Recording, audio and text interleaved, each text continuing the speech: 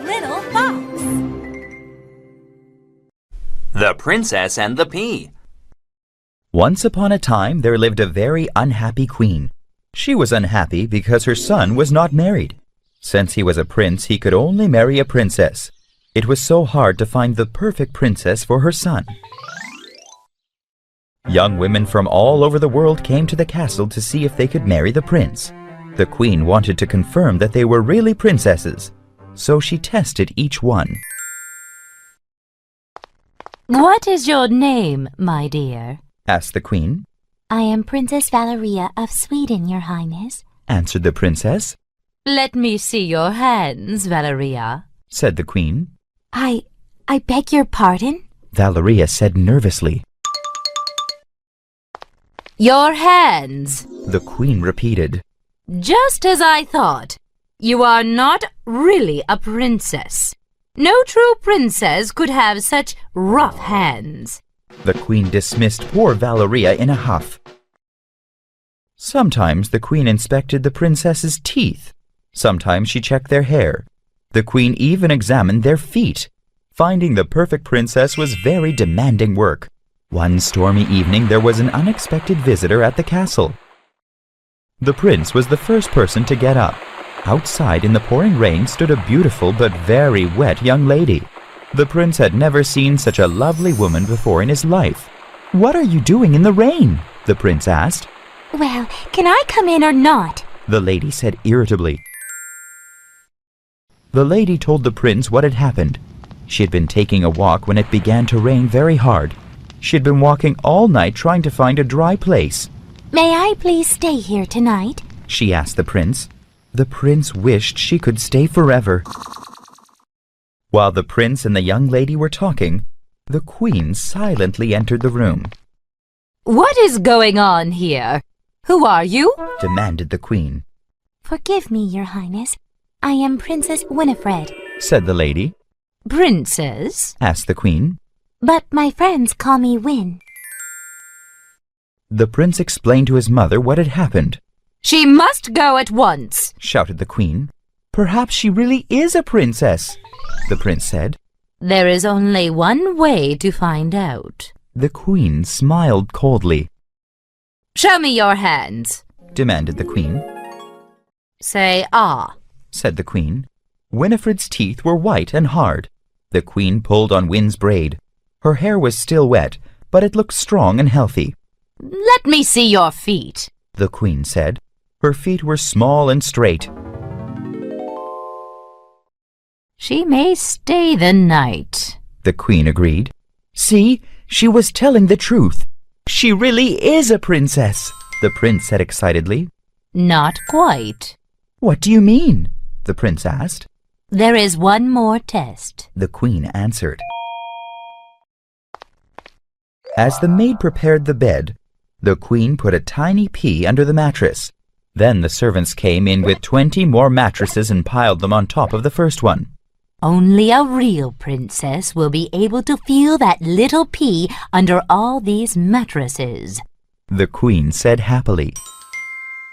The prince overheard his mother's plan. He began to worry because he really liked Win. Suddenly he thought of an idea. The next morning, Winifred came to the dining room for breakfast. "How did you sleep last night?" asked the queen.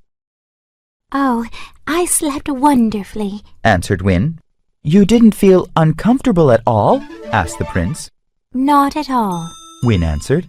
"Well, to tell the truth, it was a bit uncomfortable at first," she added. "Explain yourself," said the queen. "I couldn't get comfortable. It felt like there was something under my mattress. I just couldn't get to sleep. When I looked under the mattress, I found a pair of scissors, 3 books, and a toy bicycle." The prince had put all these things there to make sure that she looked under her mattress. After you removed all those items from under your mattress, I'm sure you were able to fall asleep comfortably," said the queen. "Well, not exactly," said Win. "There was still something under my mattress. Finally, I found what was making me uncomfortable." Win showed the queen and the prince the pea. You truly are a princess, Said the queen. Of course I am, Said Win. Can you pass me the eggs, please? The queen was very happy now. Princess Winifred and her son were married, and they lived happily ever after.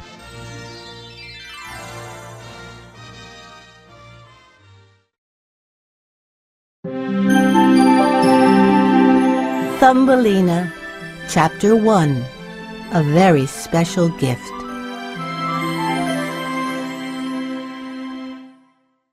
A long time ago, there lived a kind woman.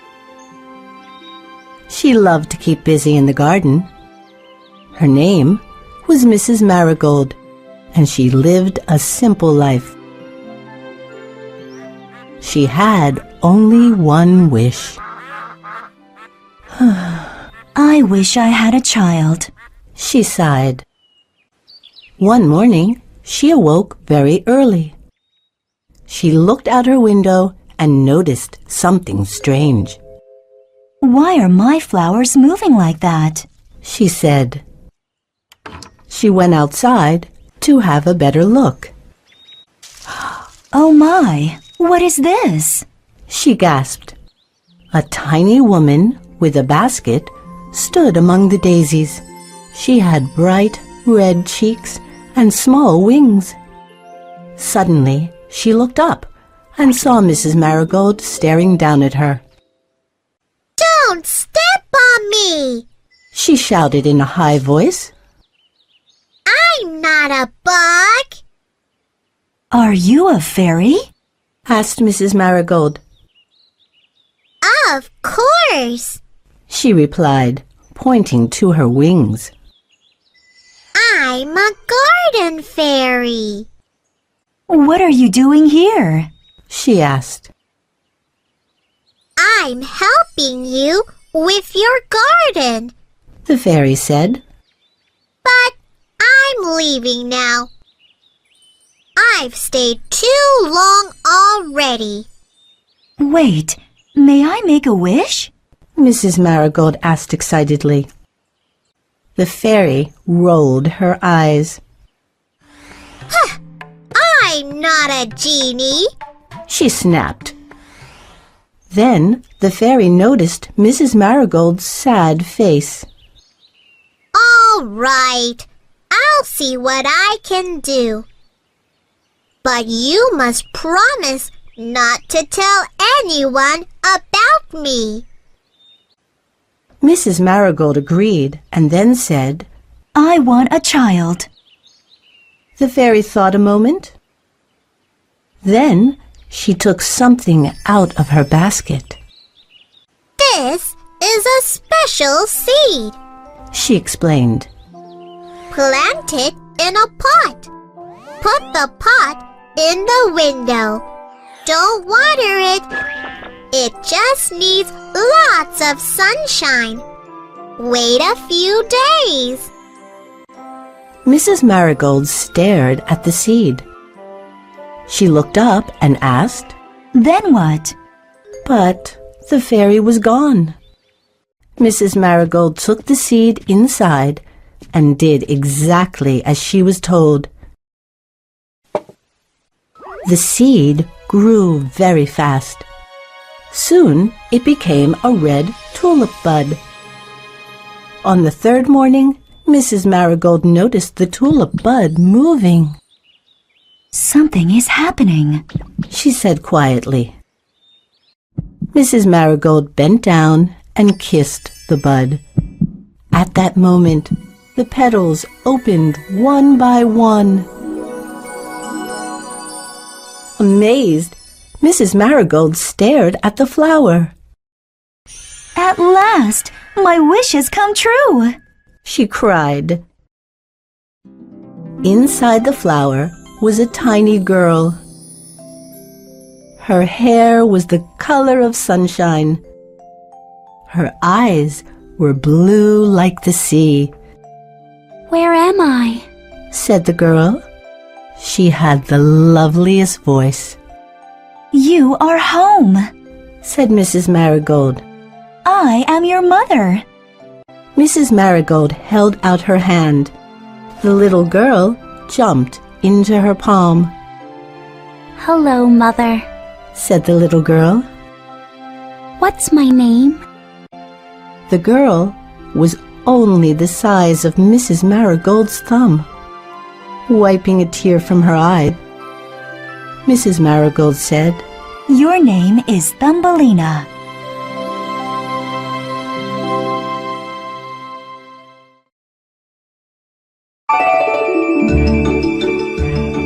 The Little Mermaid. Chapter 1. The Sea Kingdom.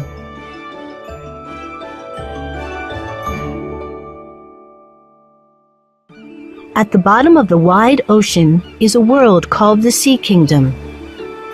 This kingdom lies at the deepest part of the ocean. It is deeper than any anchor can go.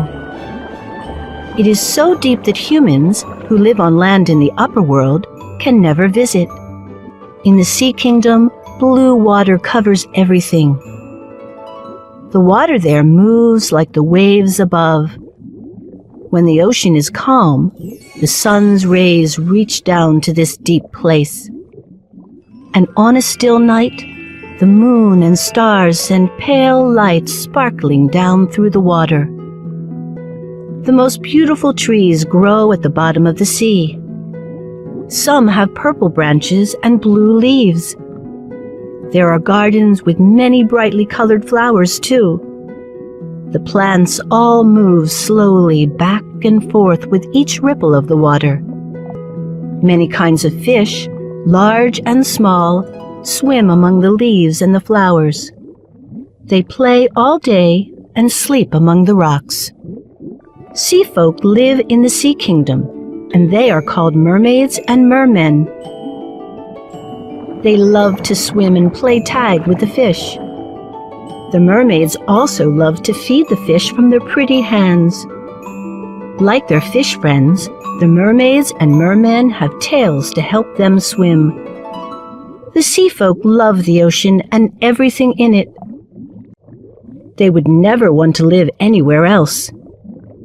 And they live a very long time, about 300 years. The sea folk are happy to spend their days singing and playing in the gardens. A long time ago, a king lived in a palace at the deepest part of the sea.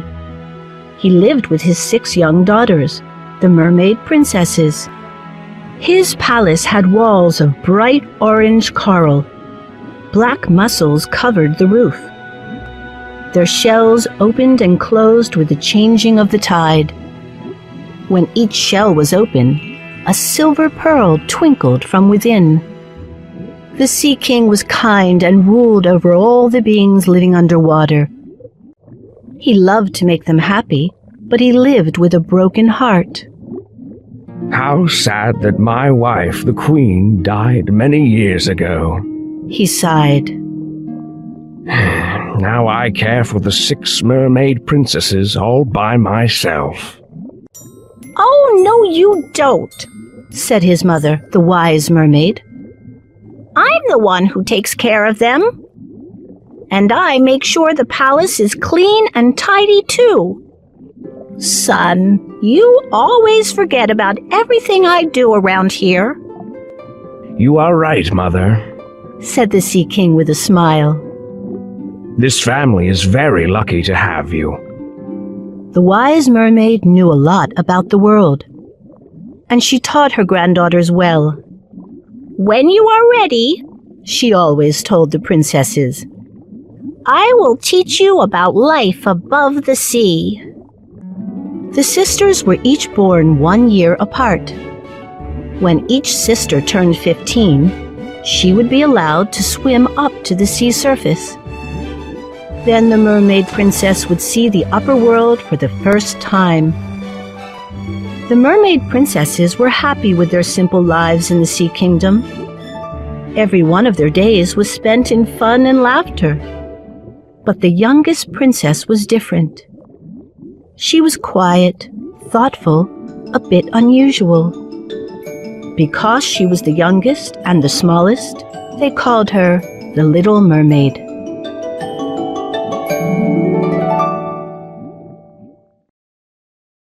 The Steadfast Tin Soldier. Inside a box lay 25 tin soldiers. Each shouldered a rifle and wore a smart red uniform. When the lid was taken off the box, a little boy clapped his hands and cried with delight. Soldiers! Soldiers! He lost no time setting them up on a table. All the soldiers were exactly alike except for one who had only one leg. But he stood just as well as the others, and just as proudly too. From where he stood, the tin soldier with one leg could see a delightful castle on a table near the window. In front of the castle stood a paper doll. She was a beautiful dancer and wore a dress of the palest pink with a rose in her hair. She would be the perfect wife for me, thought the tin soldier. but she lives in a palace and must be a princess, while I am only a soldier and live in a box. Nonetheless, I hope I get to meet her. Late in the evening, the boy put the other soldiers back into their box, but to the tin soldier he said, You must guard the others, brave soldier, and set him beside the box. After the boy left, all the other toys amused themselves with dances and games. The only ones who did not move were the tin soldier and the little dancer. She stood on tiptoe with her arms spread out. He, bravely on his one leg, did not take his eyes off her for a moment. When the clock struck 12, up flew the lid of a jack-in-the-box, and out popped a goblin with a grin. Tin Soldier, said the goblin. Look away. You will never have the pretty dancer's heart. But the tin soldier ignored him and didn't say a word. Tomorrow you will be punished, said the goblin. In the morning, the boy and his friend decided to put the tin soldier by the window. Now, whether it was caused by the goblin or by a puff of wind, we do not know. But all at once, the tin soldier fell head first into the garden below. It was a terrific fall, and he landed under some flowers. The little boy looked for him, and if the soldier had only called, Here I am, the boy would easily have found him. But the soldier did not think it was proper to cry for help while he was in uniform. It began to rain, and the drops fell faster and harder. Two boys came along. Look, said one. It's a tin soldier. Let's send him for a sail. So they made a boat out of newspaper and stood the soldier in it. As he sailed away down the gutter, both boys ran alongside, clapping their hands. The waves were high and the current was strong, but the tin soldier showed no fear. Up ahead, the gutter flowed under an arch and into a long, dark tunnel. Where on earth am I going now? Thought the soldier as the boat carried him along. Well, it is the fault of that goblin.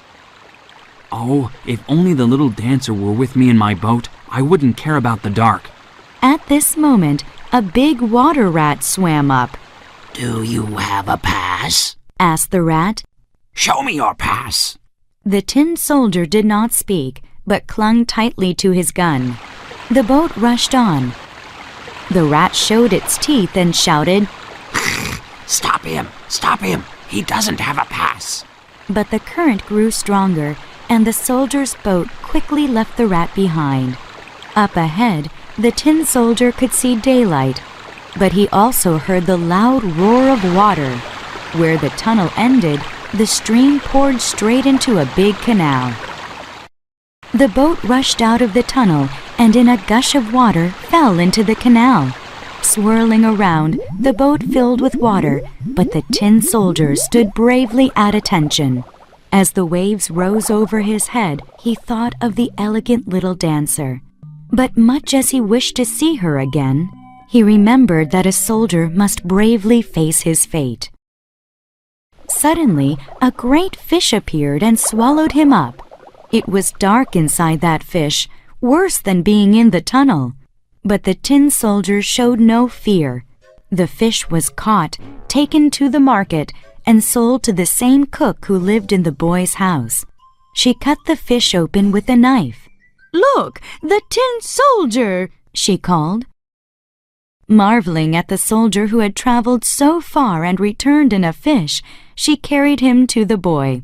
The goblin in the jack-in-the-box was far from pleased to see the soldier return, but the happy boy set the soldier in his place on the table by the fire. To the soldier's delight, the dancer still stood in front of the castle, as pretty as he remembered her. She had tears in her eyes and a smile on her face. The soldier was so moved that he was ready to shed a tear of his own, but that would not have been proper for a soldier.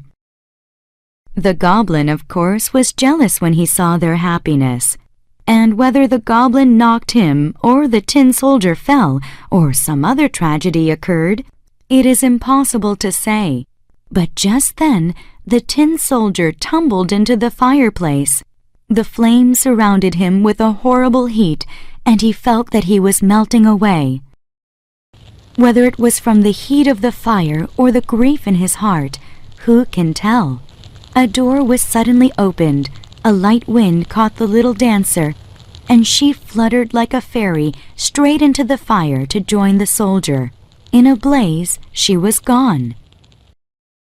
The poor little soldier was reduced to a molten lump. But the next morning, when the maid cleaned away the ashes from the fireplace, she found a small, perfectly shaped tin heart, and in its center was the rose from the dancer's hair. The King's New Clothes. Long, long ago, there was a king who was very vain. He liked to wear only new and beautiful clothes. He did not care about his soldiers or his servants. He only cared about his clothes. Two crooks heard about the vain king. The king only cares about new and beautiful clothes. He is so vain. Let's trick him. How? Let's pretend to sew some new clothes for the king. We will say that the clothes are invisible only to foolish people. What a good idea! Then, nobody can tell the king that there is really no cloth at all. So the crooks went to meet the king. They brought a loom with them, too. Your Majesty, our loom is very special. It makes beautiful cloth. Also, the cloth can only be seen by smart people. Let us make some beautiful clothes for you from this cloth. Okay. Make me some new clothes. Yes, Your Majesty. But first, give us some golden silk and golden buttons for your new clothes. Every day, the crooks pretended to sew. So, they made loud noises with the loom. And every day, the crooks asked for more golden silk and golden buttons. But none were used for the king's new clothes. The crooks kept all of the materials for themselves. Go and see how soon my beautiful clothes will be ready. Yes, Your Majesty. Oh no! I can't see anything at all. Am I stupid? What will I tell the king? I must lie or lose my job. Oh, what beautiful clothes you are making. Thank you. Please tell the king that his new clothes are done. Your Majesty, now your clothes are done. The clothes are very wonderful. Good. I will wear them in the parade today. Then everyone will admire me in my beautiful clothes. The crooks showed the king the new clothes, but they only pretended to hold up the new clothes. Oh no, I can't see anything at all. I must pretend to see these new clothes, or everyone will know that I am stupid. Ah, how beautiful my new clothes look. Here, Your Majesty, let me help you put them on. I am sure they will fit you perfectly. Soon the parade began. The king smiled and began to walk down the street. Everyone was shocked because the king was wearing only his underwear. But they pretended to admire the king's new clothes. They did not want to seem stupid, too. Oh, how wonderful the king looks! What beautiful new clothes! But as the king walked down the street, some children began to laugh. Oh! Ha ha ha! Look at the king! He is only wearing his underwear! What a foolish and stupid boy. Oh my! The king is only wearing his underwear! Soon, everyone watching the parade began to whisper. Their whispering grew louder and louder. Oh my! I have been tricked. I am so ashamed and stupid. What should I do now? The king wanted to stop the parade, but it was too late to admit that he was only wearing his underwear. So, the parade continued, but the embarrassed king's face turned very red.